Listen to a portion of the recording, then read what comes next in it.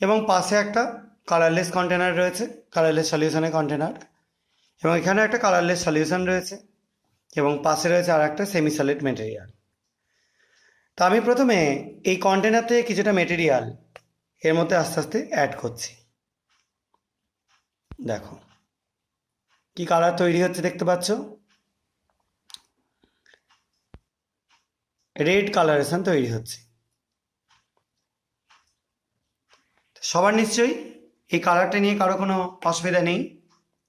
তো আমরা একটা গ্লাস রড দিয়ে এটাকে আস্তে আস্তে মিশিয়ে দিচ্ছি। দেখো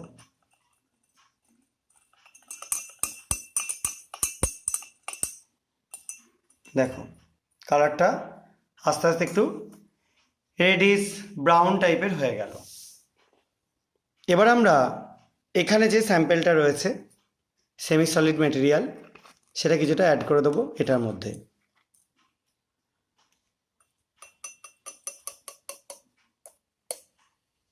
দেখো দেখতে পাচ্ছ একটা বাবলস উঠছে, বেশ খানিকটা বাবলস ক্রিয়েট হচ্ছে।